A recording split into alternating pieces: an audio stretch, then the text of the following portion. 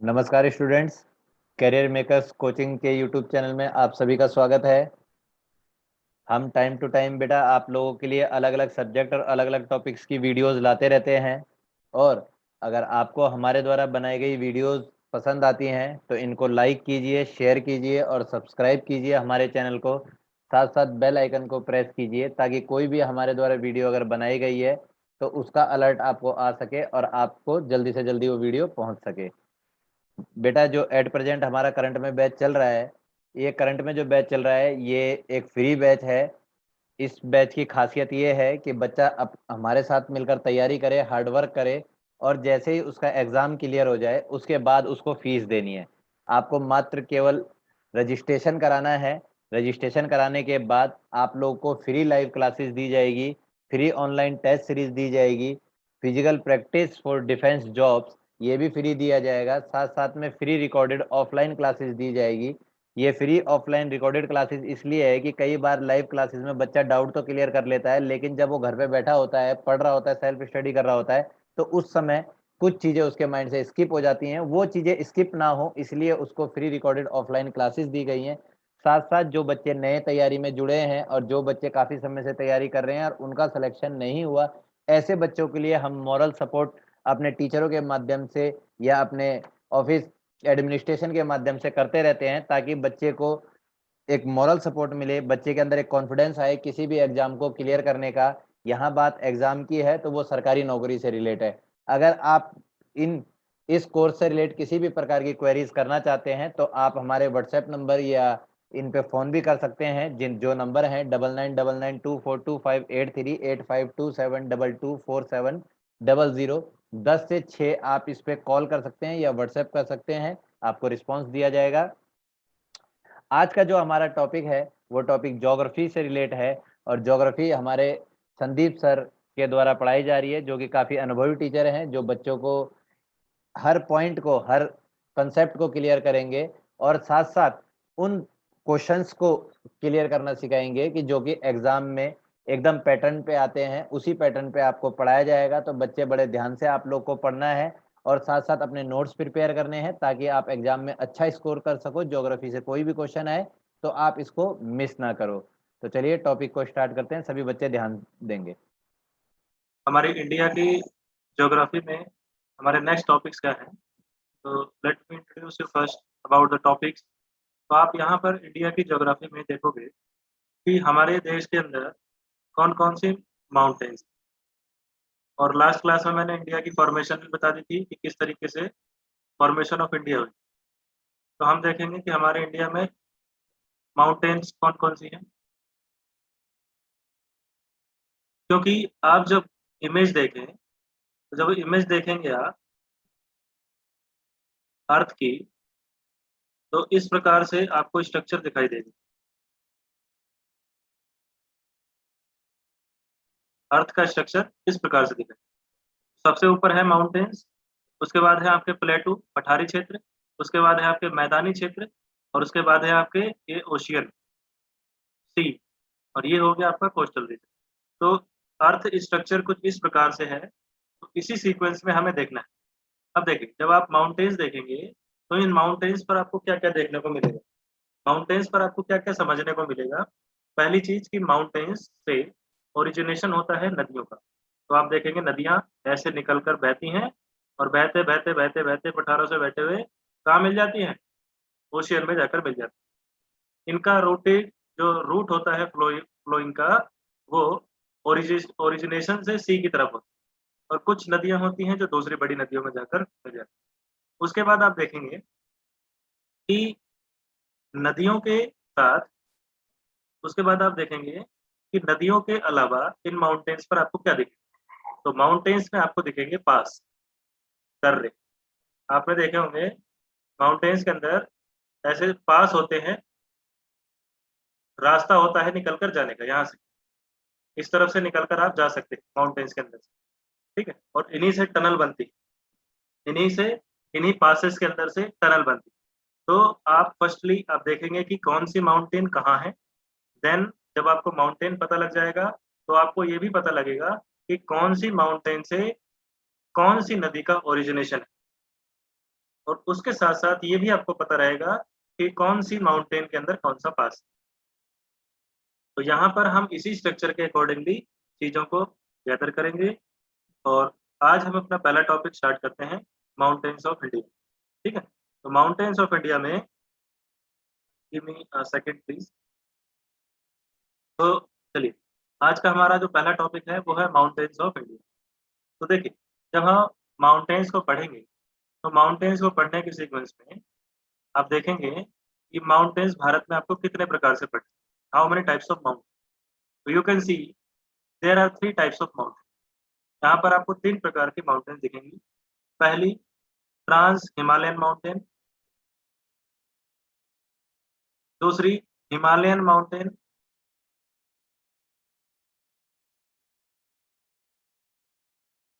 ये है ट्रांस हिमालय, ये है हिमालयन और तीसरी है माउंटेन्स ऑफ प्लेटू रीजन, पठारी क्षेत्र की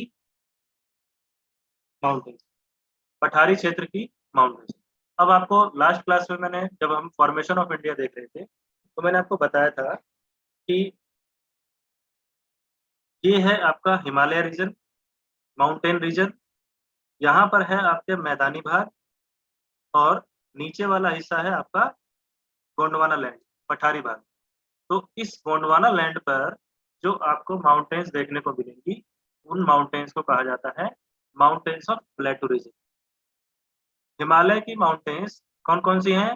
जो ये आपका टेथी सागर फोल्ड होकर जो क्रिएट हुआ था, वो है हिमालयन माउंटेन।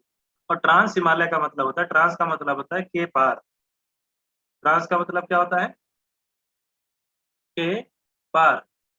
तो इट मीन्स कि हिमालय, देखिए ट्रांस हिमालय, तो हिमालय के उस पार, यानी अब देखिए ये है आपका हिमालय, तो हिमालय के उस पार कौन-कौन सी माउंटेन्स हैं, इन माउंटेन्स को कहा जाता है ट्रांस हिमालय।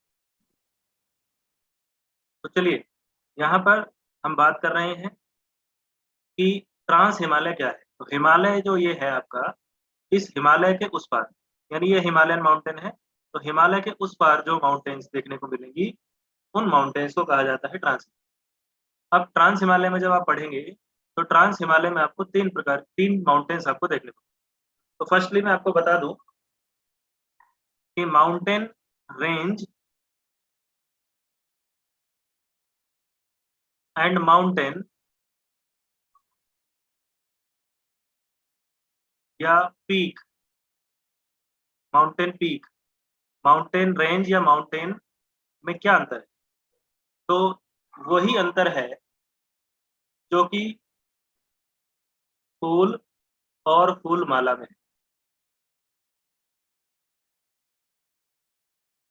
इससे छोटा एग्जांपल मैं नहीं दे सकता।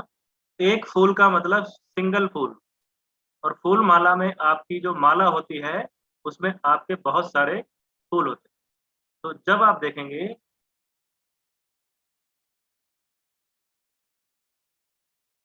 ये है आपकी रेंज, पर्वतमाला, माउंटेन रेंज। और जब मैं बात करूँगा इंडिविजुअल पर्वत की, तो 1, 2, 3, 4, 5, तो इस रेंज में 5 पर्वत। तो ये हो गई माउंटेन पीक या माउंटेन, ये इस रेंज की माउंटेन हो गई या माउंटेन की पीक हो गई। ये ऊपर पीक होती है और ये एक माउंटेन हो गया। तो सिंगल होगा जब, तो उसे क्या कहेंगे? माउंटेन कहेंगे। और जब वहाँ पर पूरी रेंज की बात हो रही है, कहीं पर रेंज शब्द का यूज़ हुआ है, तो इट मीन्स कि वो एक पूरी की पूरी पर्वतमाला है। उसके अंदर कई सारे माउंटेन हैं। तो फर्स्ट डिफरेंस इज़ दैट कि आपको दोनों नाम में कन्फ्यूज़ नहीं होना है। What is mountain, what is mountain range. तो आपको पूरे वर्ल्ड में कई सारी माउंटेन रेंज देखनी है और कई सारे माउंटेन देखने हैं। माउंटेन रेंज के अंदर पर्टिकुलर माउंटेन भी देखना है, देयर आफ्टर पूरी की पूरी माउंटेन रेंज भी देखनी है। Now we will start from the trans Himalayan mountains. तो जब आप ट्रांस हिमालयन माउंटेन्स को देखेंगे, ट्रांस हिमालयन माउंटेन, तो इसमें आपको 3 रेंज दिखाई देंगी। मैं बात कर रहा हूँ रेंज की, नॉट माउंटेन। तो पहली रेंज है काराकोरम रेंज। कौन सी रेंज है? Karakoram Karakoram range. Another one is Ladakh range. दूसरी रेंज है लद्दाख रेंज, और जो तीसरी रेंज है उसका नाम है जास्कर रेंज। तो हम तीनों रेंज को समझेंगे एक एक करके, इन तीनों रेंज से क्या क्या क्वेश्चन बनते हैं उसको भी देखें। एक एक करके मैं आपको समझाऊंगा तीनों रेंज के बारे में। तो चलिए शुरू करते हैं। हम पहले रेंज लेते हैं। अब तीनों रेंज को हम देखते हैं। इन तीनों के सेट को ही बोला जाता है ट्रांस हिमालय रेंज। क्यों? क्योंकि इनकी फिजिकल अपीयरेंस, इनकी फिजिकल प्रेजेंस कहाँ पर है? देखिए मैंने ये ड्रॉ करा हिमालयन बेल्ट, ये है हिमालय रेंज।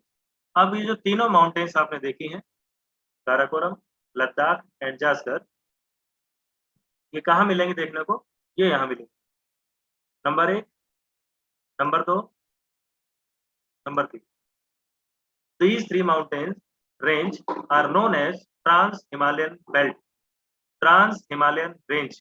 अब देखिए यहाँ पर एक क्वेश्चन पूछा गया है, इवन यूपीएससी में भी एक क्वेश्चन आ चुका है कि जब ये वाला जो रेड जोन है जिसको मैं हाईलाइट कर रहा हूँ, ये वाला जोन है, तो ये जोन जो है ये क्या है? ये एक पार्टीशन है between trans Himalaya and Himalaya. तो आपसे पेपर में पूछा जा चुका है, एग्जाम में पूछा भी जाता है, और ये एक बहुत इन डेप्थ क्वेश्चन है कि ट्रांस हिमालय को हिमालयन रेंज से जो बीच का पार्ट अलग कर रहा है, या दोनों के बीच के जो पोर्शन है, जो बैलेंस भाग है, इसको किस नाम से जाना जाता है? हिमालय और ट्रांस हिमालय के बीच का भाग किस नाम से जाना जाता है? या फिर इसको कहा जाता है कि हिमालय को ट्रांस हिमालय से कौन अलग कर रहा है? इसको बोलते हैं सचर जोन। इसको क्या बोलते हैं? Suture zone.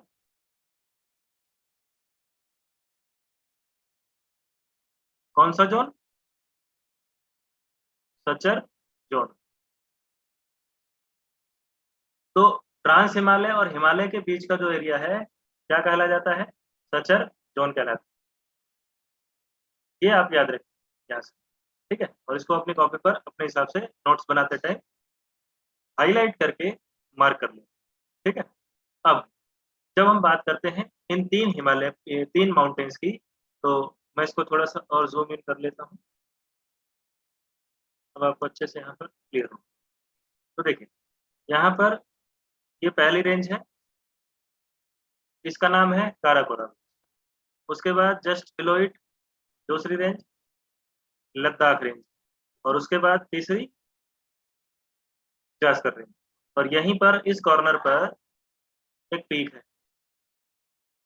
इस कॉर्नर पर एक पीक है। तो अभी हिमालय जब पढ़ाऊंगा तब आपको बताऊंगा मैं कि हिमालयन की शुरुआत इस माउंटेन से होती है। इस कॉर्नर पे कौन सी पीक? तो उसको अभी हम रहने देते हैं। अभी इन तीन रेंज की बात करते हैं। तो देखिए पहली रेंज है काराकोरम, दूसरी रेंज है लद्दाख, और तीसरी रेंज है जास्कर। इन तीनों के सेट को क्या कहा जाता है? Trans Himalayan range. इन तीनों के सेट को क्या कहा जाता है? Trans Himalayan range. अब इस ट्रांस हिमालयन रेंज से क्या क्वेश्चन बने? पहला क्वेश्चन यहाँ पर एक चोटी है, यहाँ पर एक चोटी है। इस चोटी का नाम है K2, जिसे कहा जाता है गॉडविन ऑस्टिन। Godwin Austen.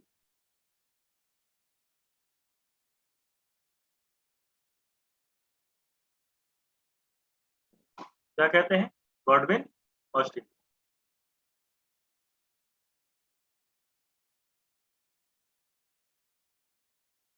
तो ये गॉडविन ऑस्टिन कहलाती है। अब ये जो चोटी है ये भारत की सबसे ऊंची चोटी, it is India's highest peak of the India, या इंडिया की सबसे ऊंची चोटी। इसका नाम क्या है? गॉडविन ऑस्टिन या K2। अब K2 क्यों कहते हैं? क्योंकि देखिए ये माउंटेन रेंज है, इस रेंज पर कई और पर्वत चोटियां हैं। तो इन पर्वत चोटियों को कोड दिया हुआ है K2, K3, K5, K7, K20, K15, K17, K90, इस तरीके से इनको कोडिंग की गई है। और अकॉर्डिंगली ही इस माउंटेन को जो सबसे ऊंची है उसका नाम क्या रखा गया है? K2। काराकोरम पर है तो ये K2 होगी। अब अगर ये लद्दाख पर होती तो इसका नाम L2 होता, L5 होता, L6 होता। तो ये हमारे क्या है, इंडिया के जुरिडिक्शन के कोड हैं, जिसके अकॉर्डिंगली इसको नाम यहाँ पर दिया गया। ठीक है, तो आपसे पूछे कि भारत की सबसे ऊंची चोटी कौन सी है? K2। कौन से रेंज पर है? काराकोरम रेंज पर है। तो पहला क्वेश्चन यहाँ से ही बनता है। दूसरा क्वेश्चन ये बनता है कि इस K2 पर, काराकोरम रेंज पर हमारे बहुत सारे ग्लेशियर हैं, हमारे बहुत सारे ग्लेशियर हैं। तो ग्लेशियर हैं, तो वो ग्लेशियर कौन कौन से हैं उनके नाम पूछे जाते हैं। तो ग्लेशियर हैं इस पर 5, 1 2 3 4 5, 5 ग्लेशियर है। अब ग्लेशियर क्या होते हैं? ग्लेशियर बर्फ के बहुत बड़े स्थान होते हैं। आइस क्यूब का एक बहुत बड़ा एरिया होता है जो मेल्ट होने पर वाटर का सोर्स होता है। वहां से एक रिवर ओरिजिनेट हो सकती है, वहां से लेक बन सकती है। एक बड़ा ह्यूज वाटर बैंक होता है ग्लेशियर। बर्फ के बड़े बड़े जो पीस होते हैं उन्हें ग्लेशियर कहा जाता है। बड़े बड़े टुकड़ों को ग्लेशियर कहते हैं। तो यहाँ पर ग्लेशियर आप देखेंगे कि काराकोरम रेंज पर कौन से ये 5 ग्लेशियर हैं जो आपसे एग्जाम में पूछे थे। तो पहले का नाम है सियाचिन,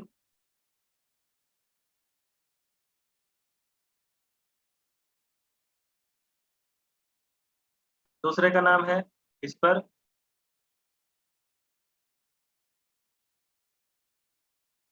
तीसरे का नाम है बियाफो,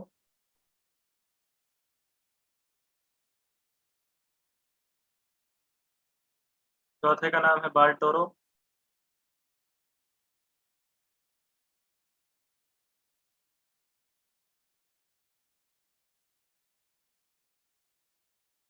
और पांचवे का नाम है ससाइमी।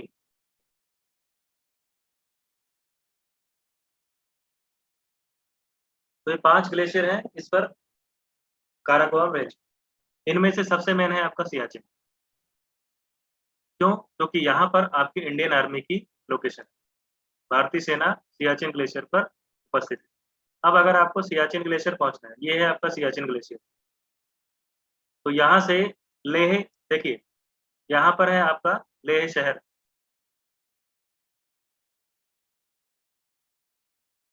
यहाँ पर है आपका लेह शहर। तो पहले आप श्रीनगर से जाएंगे लेह, और फिर लेह से जाएंगे सियाचिन ग्लेशियर। तो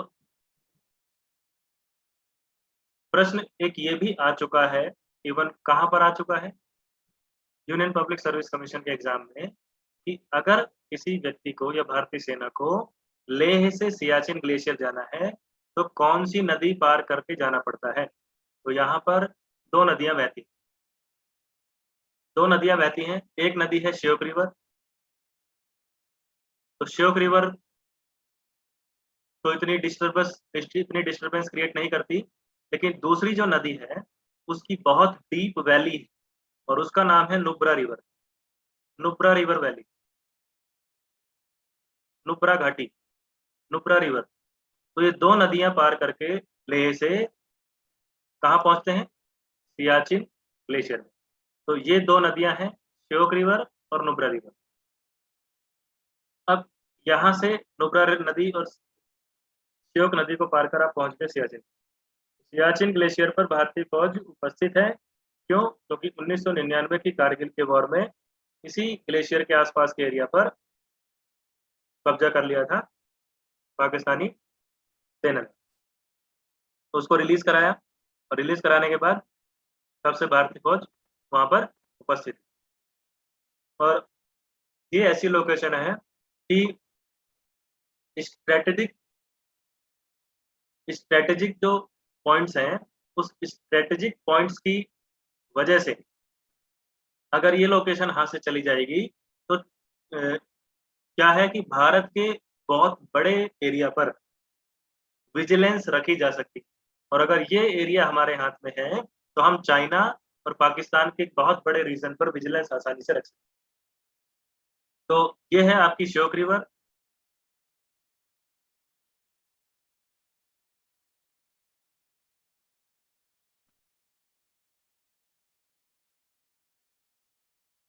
ठीक है, और ये है आपकी नुब्रा रिवर। तो श्योक रिवर, नुब्रा रिवर हो गई। तो इस ग्लेशियर पर आपको, यहाँ पर आपको क्या दिखेंगे? एक तो हाईएस्ट पीक दिखी, 5 ग्लेशियर दिखे, 1, 2, 3, 4, 5। सियाचिन,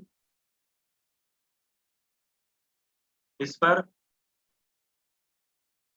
बियाफो, बाल्टोरो एंड ससाइमी, ये 5 ग्लेशियर आपको दिखेंगे। उसके बाद जब हम आते हैं नीचे लद्दाख पर, तो लद्दाख पर जब आते हैं और उसके नीचे आएंगे जास्कर पर, तो लद्दाख में यहाँ पर लेह शहर है, जो कि भारत का सबसे ऊंचा और ठंडा स्थान है। और अब जो हमारी नई यूनियन टेरिटरी बनी है उसका नाम क्या है? नई यूनियन टेरिटरी कौन सी है? लद्दाख। और लद्दाख की जो कैपिटल है वो लेह, लद्दाख की जो कैपिटल है वो लेह बनी।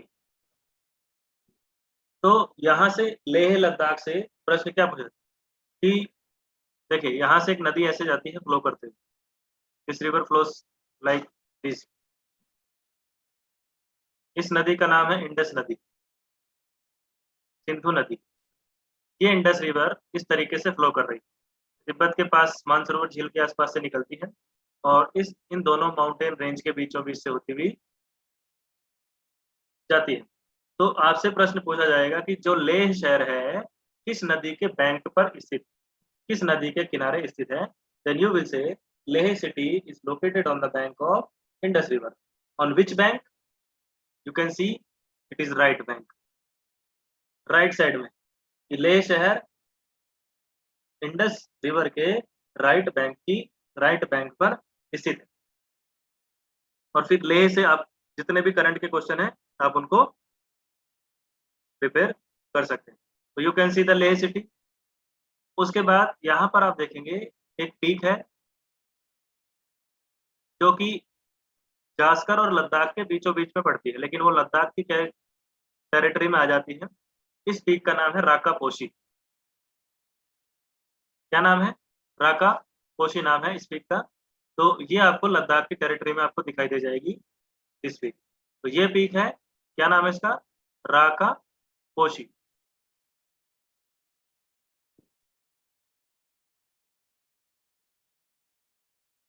राका पोशी।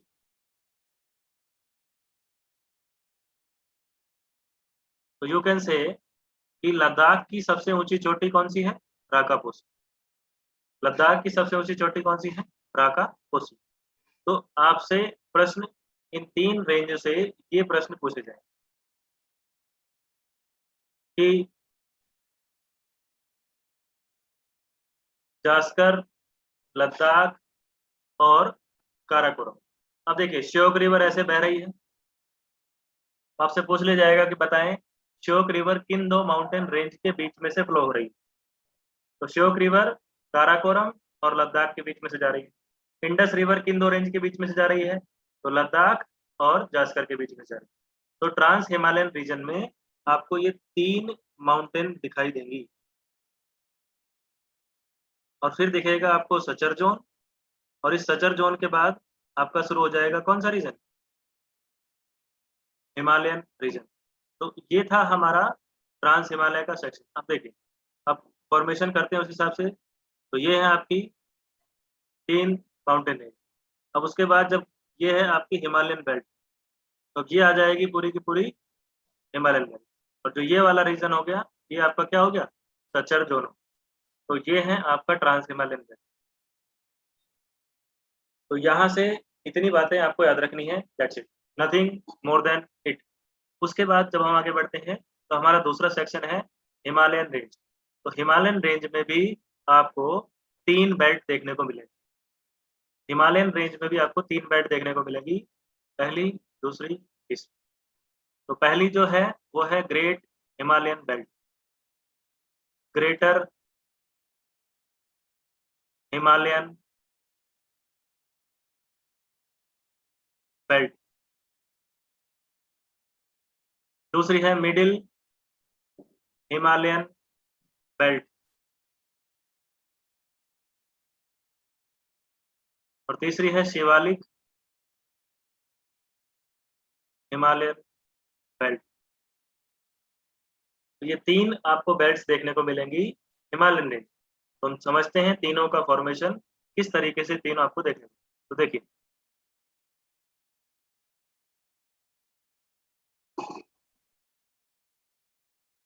ये है आपकी greater Himalayan belt. Just below it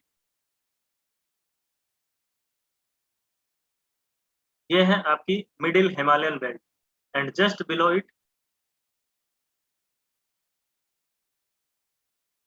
ये है आपकी शिवालिक हिमालयन बेल्ट। तो ये 3 बेल्ट आपकी एक साथ यहाँ पर दिखाई देंगी। इनमें से सबसे मेन है ग्रेटर हिमालयन बेल्ट। मिडिल और शिवालिक से इतने प्रश्न नहीं बनते। मिडिल और शिवालिक से बनते हैं क्वेश्चन स्टेट फोकस्ड होकर।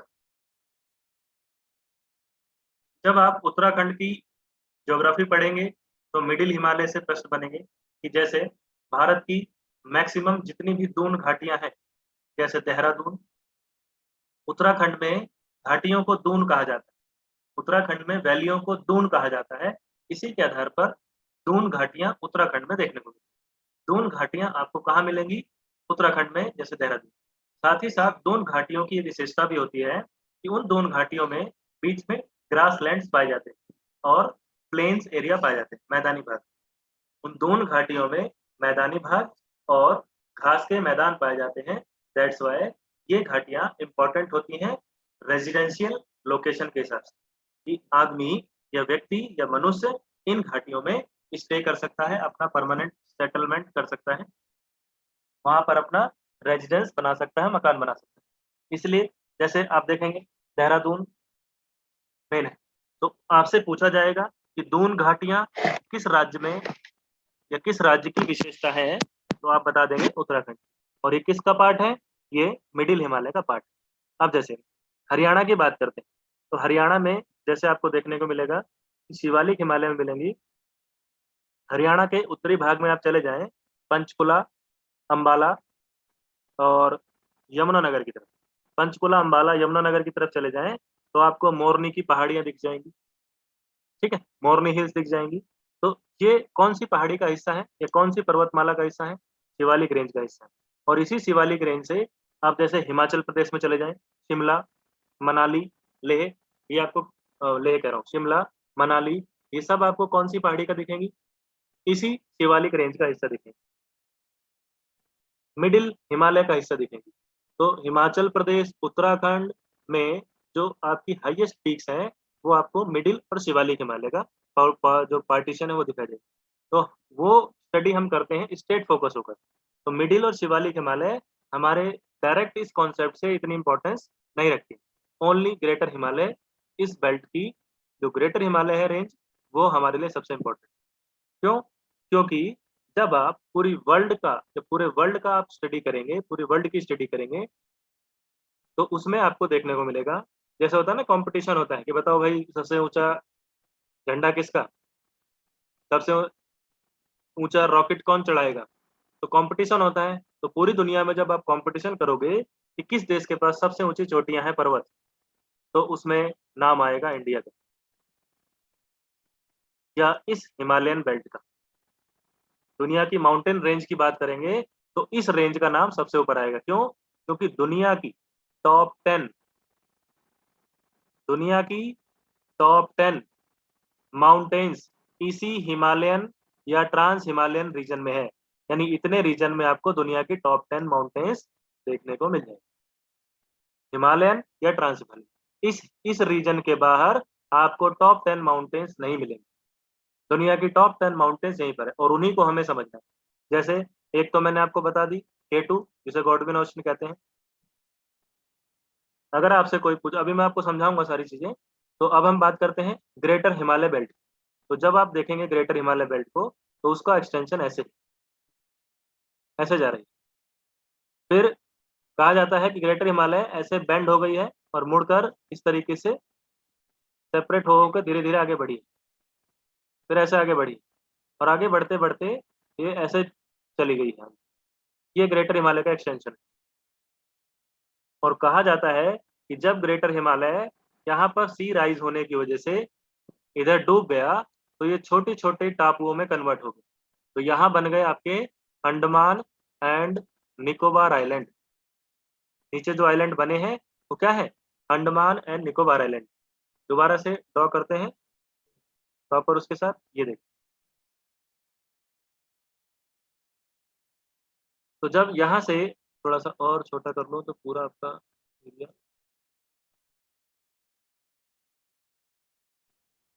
हुँ। तो यहाँ से हम ड्रॉ करते हैं ऐसे, तो ये जा रहा है आपका हिमालय, ये हिमालयन बेल्ट ऐसे सेपरेट हो गई धीरे-धीरे और फिर यहाँ पर एक बेल्ट बनी है, ये, ये देखिए।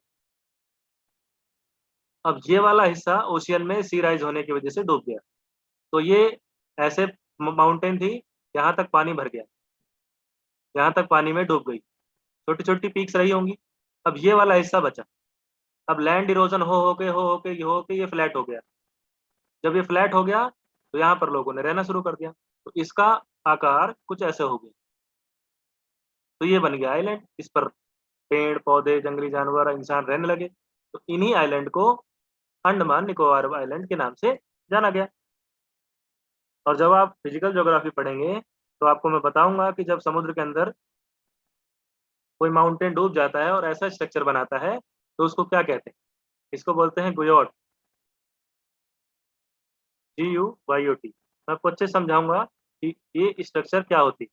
तो फॉर द टाइम बीइंग अगर ये समुद्र के बाहर है, तो ये कन्वर्ट हो गई किसमें? आइलैंड में। ये कन्वर्ट हो गई आइलैंड में। तो यहाँ पर अंडमान निकोबार आइलैंड किस माउंटेन रेंज का एक्सटेंशन है? किसी और का नहीं है, हिमालय का है। लेकिन यहाँ पर एक प्रश्न इनडायरेक्टली घुमाकर पूछा जाता है। वो क्या? और वो प्रश्न सही भी बनता है। ऑप्शन में होगा हिमालय भी और अराकान योमा भी। तो आंसर बच्चे मैक्सिमम हिमालय लगा देते हैं। क्यों? क्योंकि टीचर उन्हें फर्स्ट इंस्टेंस में हिमालय का ही एक्सटेंशन बता देते हैं, लेकिन अराकान योमा को वो इग्नोर कर देते हैं। तो देखिए, जब हिमालय पर्वतमाला दूसरे देश, पड़ोसी देश में जाती है म्यांमार में, तो इसी हिमालय का नाम बदल जाता है और ये हिमालय का नाम बदलकर हो जाता है अराकान योमा। Arakan Yoma. तो अब अगर ऑप्शन में हिमालय भी है और अराकान योमा भी है, तो इंडिया का सेक्शन यहाँ से खत्म और यहाँ से म्यांमार का शुरू। तो अब जब एक्सटेंशन होगा, तो हिमालय का तो नहीं होगा, ये अराकान योमा का होगा एक्सटेंशन आगे। तो क्योंकि इसके बाद कोई दूसरी रेंज शुरू नहीं हुई है। तो यहाँ पर जब आप ऑप्शन में आंसर लगाएँगे, तो अराकान योमा को सेलेक्ट करेंगे, ना कि हिमालय को। हाँ, अगर अराकान योमा ऑप्शन में नहीं है, तो you can go with Himalayan. तो डिपेंड अपॉन द क्वेश्चन कि आपके पास अराकान योमा भी है और हिमालय भी है, then you will choose Arakan Yoma. कि अंडमान निकोबार आइलैंड कौन सी माउंटेन रेंज का एक्सटेंशन है? तो अराकान योमा का एक्सटेंशन है, जो कि म्यांमार में हिमालय का एक्सटेंशन। म्यांमार के अंदर हिमालय का एक्सटेंशन कौन है? Arakan Yoma. और अंडमान निकोबार किसका एक्सटेंशन है? अराकान योमा का, जो म्यांमार में स्थित है। ठीक है। अब जब यही हिमालय यहाँ तक पहुंचकर ऐसे ये एक्सटेंड हो गया आगे, तो यही हिमालय जब पाकिस्तान में एंट्री करेगा ऐसे, उधर से ऐसे सीधा अफ़गानिस्तान में एंट्री करेगा, तो इसकी 2 ब्रांच बन गई। पाकिस्तान में इसको कहा जाएगा सुलेमान पर्वतमाला, सुलेमान। और अफ़गानिस्तान में इसको कहा जाएगा हिंद कुश। अफ़गानिस्तान में इसको क्या कहा जाएगा? हिंद कुश माउंटेन। तो हमें पाकिस्तान की सुलेमान और हिंद कुश अफ़गानिस्तान से कोई लेना-देना नहीं है, हमें तो सिर्फ़ इंडिया की देखनी है। तो हम फिर भी फॉर आवर जनरल नॉलेज हम याद रखेंगे कि हिमालय जब उत्तर में जाकर, नॉर्थ में जाकर अफ़गानिस्तान में एक्सटेंड हुआ है, तो उसी को हिंदू कुश कहा गया है। और जब वो फ़ोल्ड होकर या बेंड होकर जब साउथ वेस्ट की तरफ एक्सटेंड हो गया है, तो उसी को सुलेमान कहा गया है पाकिस्तान में। ठीक है? तो अब हम इस हिमालयन बेल्ट को पढ़ते हैं। इस उधर बहुत सारी माउंटेन है, तियान शान, अल्टुन शान, कुनलुन शान। तो चाइना में जो ये एक्सटेंशन है, वो हिमालय का नहीं है, क्योंकि वो हिमालय से भी उस पार है। और ये है अंगारा लैंड का पोर्शन, जो तिब्बत के पठार का भाग है। तो ये अंगारा लैंड का सेक्शन है यहाँ पर। जैसे इधर आप देखेंगे वेस्टर्न घाट और इधर ईस्टर्न घाट है। तो ये गोंडवाना लैंड का पोर्शन है उसी हिसाब से टियान शान, अल्टून शान, कुल्लून शान, तकलामकान, तो ये तो डेजर्ट हो गया और ये 3 रेंज हो गई। और उधर पामीर का नॉट, वो सब ठीक है, तो वो इसका हिस्सा नहीं है, तो don't get confuse for that section. तो देखिए, अब हम चलते हैं ग्रेटर हिमालय बेल्ट पर। ग्रेटर हिमालय बेल्ट पर जब जाएंगे आप, तो ग्रेटर हिमालय पर आपको माउंटेन देखने को मिलेंगे। जैसे मान लीजिए ग्रेटर हिमालय यानी हिमालयन रेंज 3 भागों में बटी हुई। सबसे छोटा भाग है शिवालिक हिमालय, उसके बाद है मिडिल हिमालय और सबसे ऊपर है ग्रेटर हिमालय। तो ग्रेटर हिमालय की पीक्स कैसी बनी हुई है? सीक्वेंस वाइज ऐसे चल रही। आप इमेजिन कीजिए, ये एक सेक्शन चल रहा है रेंज का, ऐसे ही ये मिडिल हिमालय का सेक्शन चल रहा है, ठीक है। फिर ऐसे ही शिवालिक हिमालय का सेक्शन चल रहा है। तो सबसे ऊपर कौन सी है? ये वाली। जैसे छोटा सा एग्जांपल दूंगा, मूवी हॉल के अंदर आप देखते हैं कि सबसे नीचे पहली स्टेयर, पहली रो होती है, उसके बाद उसके ऊपर रो, और फिर उसके बाद तीसरा सबसे ऊपर, है ना। तो इसका चार्ज अलग होता है, इसका चार्ज अलग होता है, इसका चार्ज अलग होता है। तो सबसे नीचे वाला सेक्शन है शिवालिक हिमालय, बीच वाला मिडिल हिमालय, और सबसे ऊपर वाला ग्रेटर हिमालय। तो अब हमें इसी ग्रेटर हिमालय की चोटियों को देखना है। तो जब आप इस चोटियों को देखेंगे, तो at the corner of the west एक पीक दिखेगी आपको, और at the corner of the east एक पीक दिखेगी आपको। इन दोनों पर्वत के नाम आपको याद रखना। नाम तो याद आपको सारे ही रखने हैं। तो इस पीक का नाम है, जो वेस्ट में है, इसका नाम है नंगा पर्वत। इसको कपड़े नहीं दिए किसी ने, तो इसका नाम नंगा पर्वत है, नंगा ही खड़ा है, ठीक है। तो नंगा पर्वत, इसका नाम ही यही है, नंगा पर्वत। कहाँ पर है? जम्मू कश्मीर में। ग्रेटर हिमालय का सबसे वेस्टर्न माउंटेन क्या है? Western mountain. और जब ईस्टर्न की बात करेंगे, ईस्टर्न है ये आपका नामचा बरवा। नामचा बरवा।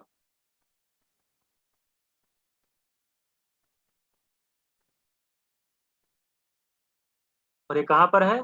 तिब्बत में। नामचा बरवा, ये कौन सा रीजन है? तिब्बत। तो अरुणाचल प्रदेश का जस्ट अपर एक सेक्शन में ये नामचा बरवा स्थित। तो ये हो गए 2 पीक्स। अब उसके बाद जब लोकेशन को मैं थोड़ा सा और जूम करके आपको बताता हूँ, तो देखिए इस ग्रेटर हिमालय बेल्ट की लोकेशन ये आ रही है।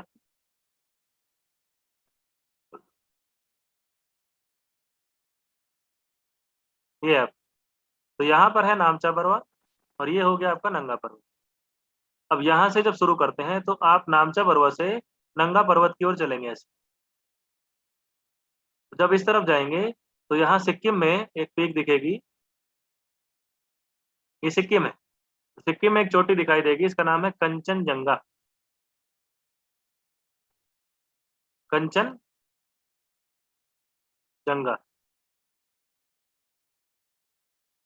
उसके बाद आप जब आगे बढ़ेंगे, तो नेपाल आ जाएगा। अब नेपाल में देखिए कौन कौन सी पीक। तो देखिए यहाँ पर नामचा बरवा हो गई,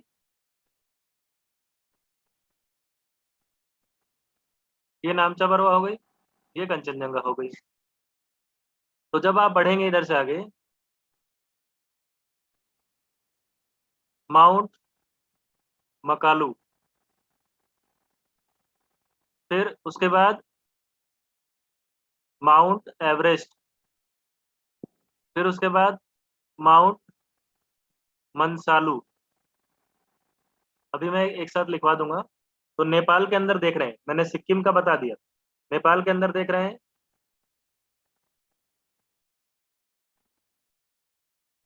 धौलागिरी,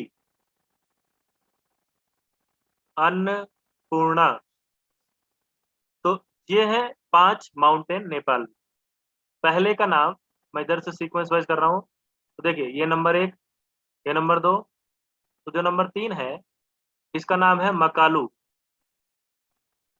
माउंट मकालू। नंबर 4 है, इसका नाम है माउंट एवरेस्ट,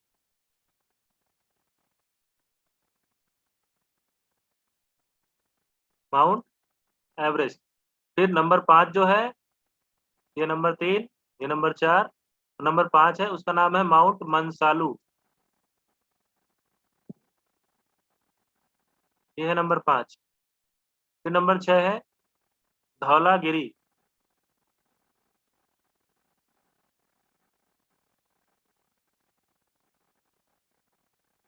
धौलागिरी, ये है नंबर 6। और नंबर 7 है अन्नपूर्णा।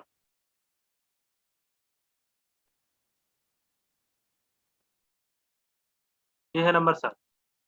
तो 5 हो गई हिमालय नेपाल में, एक हो गई सिक्किम में, और एक हो गई आपकी तिब्बत में। उसके बाद जब आएंगे उत्तराखंड, तो उत्तराखंड में आपको 3 दिखेंगे।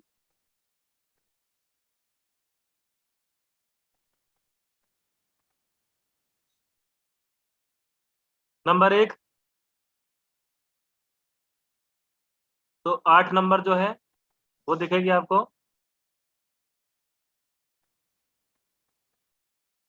नंदा देवी। नंदा देवी, नंबर 8 नंदा देवी। फिर नंबर 9 और नंबर 10, तो नंबर 9 आपको दिखेगी बंदर कुछ, ये है नंबर 9। और 10 नंबर आपको दिखाई देगी, वो होगी कामेत। तो उत्तराखंड में आपको 3 पीक्स दिखेंगी, नंदा देवी, बंदरपुछ और कामेत। अब ये बंदरपुछ आप स्पेशली याद रखेंगे, बंदर की पूंछ। आपसे अगर पूछा जाए कि यमुना नदी कहाँ से निकलती है, तो यमुना नदी बंदर की पूंछ से ही निकलती है, याद रखना। यमुना नदी बंदर की पूंछ से ही निकलती है, बंदरपुछ नामक पहाड़ी से निकलती है। तो कहाँ पर है? उत्तराखंड में।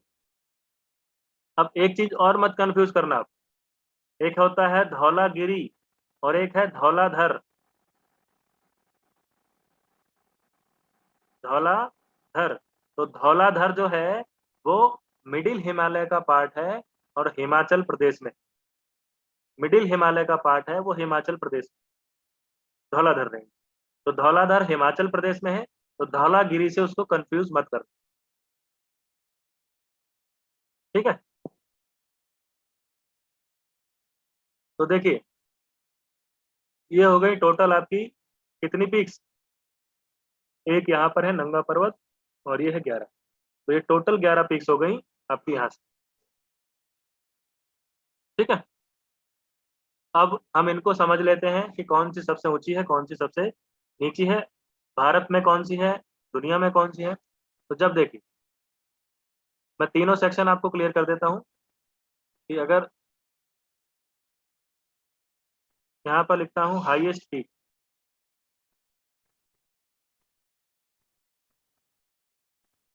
तो जब हाईएस्ट पीक को हम बांटेंगे 3 पार्ट्स। पहली वर्ल्ड में, कि वर्ल्ड में हाईएस्ट पीक कौन कौन सी। तो वर्ल्ड में हाईएस्ट पीक में नंबर 1 पर आएगा नाम एवरेस्ट पर, माउंट एवरेस्ट। नंबर 2 पर आएगा नाम K2 का, गॉडविन ऑस्टिन। और नंबर 3 पर आएगा कंचनजंगा।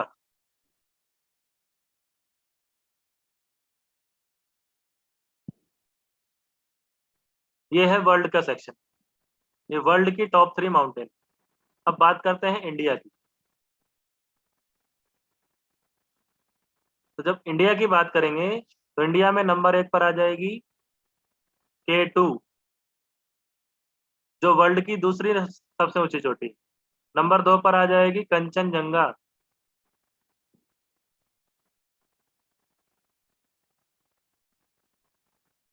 और नंबर 3 पर आ जाएगी नंदा देवी।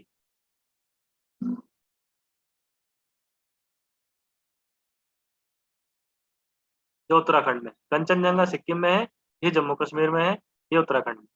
ये हो गई इंडिया की। अब आपसे पूछेगा कि हिमालयन, ग्रेट हिमालयन बेल्ट की टॉप 3 बताओ। ग्रेट हिमालयन बेल्ट की टॉप 3 बताओ। तो जब ग्रेट हिमालयन बेल्ट की बात करेंगे, तो ग्रेट हिमालयन बेल्ट पर नंबर 1 पर आएगी एवरेस्ट। नंबर 2 पर आ जाएगी कंचनजंगा, क्योंकि K2 ग्रेट हिमालय का पार्ट नहीं है, K2 ट्रांस हिमालय का पार्ट है। तो कंचनजंगा आ गई नंबर 2 पर। ठीक है। और नंबर 3 पर आ जाएगी आपकी माउंट मकालू।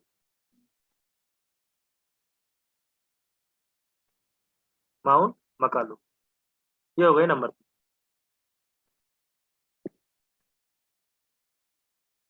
ठीक है।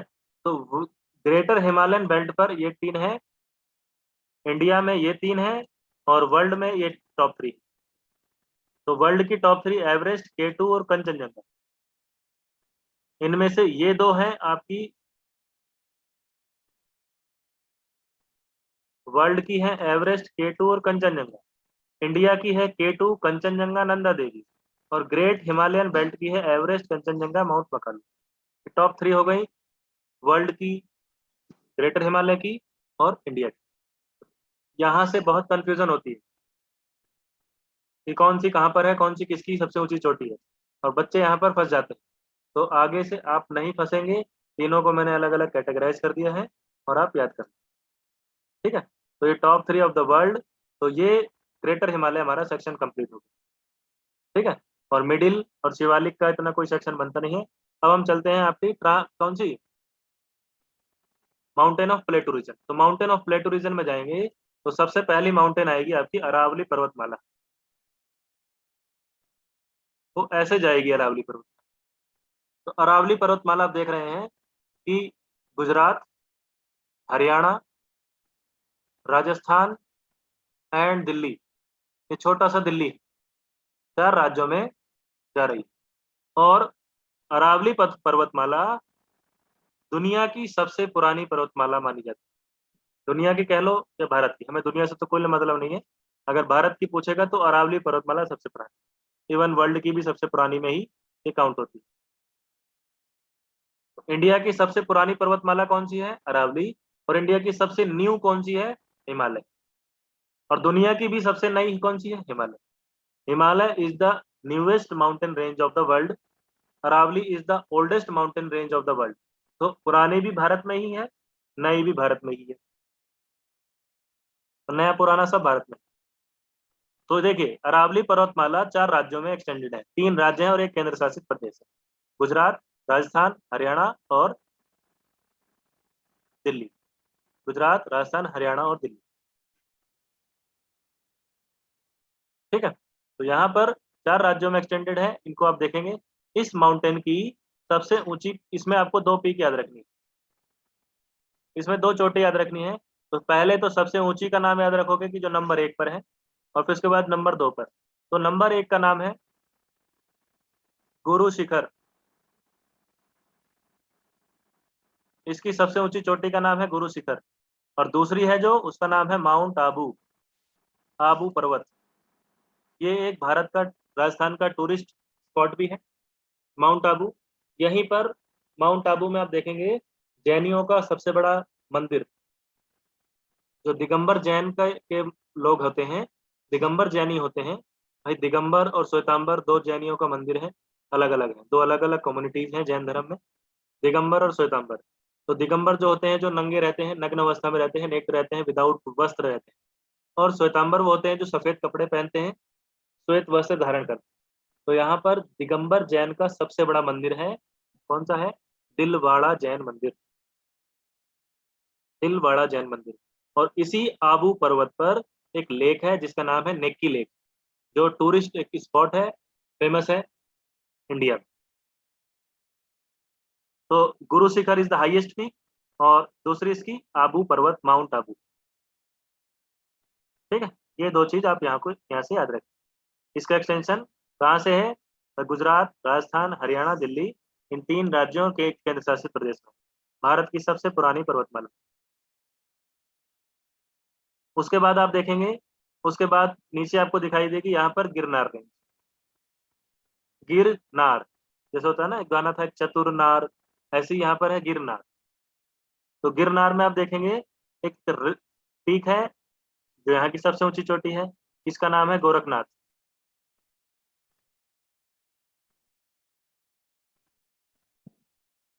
तो क्या नाम है, गोरखनाथ। तो Gorakhnath is the highest peak of Girnar range. Girnar range is located in Gujarat. अब देखिए गिरनार रेंज के चारों तरफ का जो इलाका है, यहीं पर है गिर फॉरेस्ट। कौन सा फॉरेस्ट? गिर फॉरेस्ट। और गिर फॉरेस्ट फेमस है एशियाटिक लॉयंस के लिए, एशियाटिक लॉयंस के लिए, एशियाई बब्बर शेर। ये लॉयंस आपको यहाँ के अलावा कहीं नहीं मिलेगा। अब हुआ क्या, इस गिर फॉरेस्ट में एशियाटिक लॉयंस की संख्या तेजी से बढ़ने लगी। गवर्नमेंट ऑफ इंडिया ने डिसाइड किया, even including MP government, Gujarat government ने, कि अगर इन शेरों की संख्या बढ़ती रही, अगर तो क्या हो रहा है, इलाका इनका घट रहा है और शेरों की जनसंख्या बढ़ रही है। इलाका घटने से, शेरों की जनसंख्या बढ़ने से ये लोग आपस में लड़कर मर रहे हैं, तो इनसे इनकी जो पॉपुलेशन है वो इफेक्ट कर रही है। तो गवर्नमेंट ऑफ इंडिया और गुजरात सरकार ने मिलकर एक इनिशिएटिव किया कि यहाँ से कुछ शेरों को शिफ्ट कर दिया जाए। कहाँ शिफ्ट किया जाए? तो यहाँ पर एक नेशनल पार्क बनाया, उसका नाम है Kuno Palpur national park. Kuno Palpur, Kuno Palpur national park. Kuno Palpur national park में यहाँ से एशियाटिक लॉयंस को उठाकर यहाँ शिफ्ट कर दिया। तो ये गिर फॉरेस्ट में एशियाटिक लॉयंस, और उनको शिफ्ट कर दिया कूनो पालपुर नेशनल पार्क। ठीक है, तो ये आप यहाँ से याद रखें। तो ये है Gir national park, Asiatic lions. Now some Asiatic lions are shifted to Kuno Palpur national park located in Madhya Pradesh. ठीक है। अच्छा, भारत में चीता कई हजार साल का मतलब कई साल पहले विलुप्त हो गया था। भारत में चीता कई सालों पहले विलुप्त हो गया था। तो भारत की सरकार ने चीता को इंट्रोड्यूस करा है अफ्रीका से भारत। तो आपका काम ये है, आपको ये फाइंड करके मुझे बताना है, मैं नहीं बताऊंगा, कि भारत सरकार ने मध्य प्रदेश के किस नेशनल पार्क में अफ्रीका से चीता को लाकर इंट्रोड्यूस किया। ये आपका काम है बताना। भारत में चीता पूरी तरीके से विलुप्त हो गया था, तो भारत में चीता को सरवाइव करने के लिए अफ्रीका से चीता को लाया गया है। और भारत के किस नेशनल पार्क में चीता को इंट्रोड्यूस किया गया है, ये आपका काम है मुझे बताना। स्पेशली चीता के लिए एक वाइल्ड लाइफ सेंचुरी बनाई गई थी, वो कौन सी है और क्या है? मैं कूनो पालपुर की बात नहीं कर रहा, कूनो पालपुर के अलावा कौन सी है? कूनो पालपुर में इंट्रोड्यूस किया गया है, लेकिन कूनो पालपुर के अलावा कौन सी है, मैं उसकी बात कर रहा हूँ, not for the Kuno Palpur. ठीक है, तो ये आपका काम है और सर्च करना। तो देखिए, ये हो गई हमारी कितनी रेंज? ट्रांस हिमालय, हिमालयन, गिरनार, अरावली पर्वतमाला, ये हो गई। अब यहाँ से आगे की पर्वतमालाएं हम आगे की क्लास में, नेक्स्ट क्लास में कंटिन्यू करेंगे। Stay, we are stayed at where? Girnar range, Girnar range, Gir national park. इसकी सबसे ऊंची चोटी कौन सी है? गुरु शिखर। इट इज अरावली पर्वतमाला। इसकी सबसे ऊंची चोटी कौन सी है? इसकी गोरखनाथ, इसकी गुरु शिखर। ठीक है, इसकी गोरखनाथ, इसकी गुरु शिखर। तो ये हो गई हमारी रेंज, और उसके आगे बढ़ेंगे हम नेक्स्ट क्लास से। फिर हम देखेंगे इधर विंध्याचल पर्वतमाला, देन सतपुड़ा पर्वतमाला, वेस्टर्न घाट, ईस्टर्न घाट। फिर यहाँ पर आप देखेंगे गारो, खासी, जयंतिया। फिर यहाँ पर देखेंगे मिकिर और रंगमा। फिर यहाँ पर देखेंगे अबोर, मिश्मी, पटकाई बूम। ठीक है, दाफला, अबोर, मिश्मी, पटकाई बूम। फिर यहाँ पर देखेंगे Naga hills, Manipur hills, Mizo hills. फिर ये अराकानियोमा। ये आप इस तरीके से पूरी पहाड़ियों को देख लें। बांग्लादेश नो हिल्स लैंड है, नो माउंटेन लैंड है, बांग्लादेश में कोई नहीं। यहाँ राजमहल की पहाड़ियां हैं इधर, यहाँ कैमूर का पठार है इधर। तो प्लेटू रीजन भी देखेंगे, ये सारी चीज आपको समझाऊंगा। तो नौरादेही वाइल्ड लाइफ सेंचुरी है, इंट्रोड्यूस्ड फॉर चीता। Nauradehi wild life sanctuary specially create की गई थी कुछ टाइम पहले चीता के लिए। ठीक है, चीता को इंट्रोड्यूस करने के लिए नौरादेही वाइल्ड लाइफ सेंचुरी बनाई गई है, और उसका एरिया कूनो पालपुर के साथ लगता हुआ है। दैट्स वाई कूनो पालपुर में भी कुछ चीताज को इंट्रोड्यूस किया जाएगा एशियाटिक लॉयंस के साथ। चलिए, तो उस पर हम डिस्कशन करेंगे अपनी नेक्स्ट क्लास में।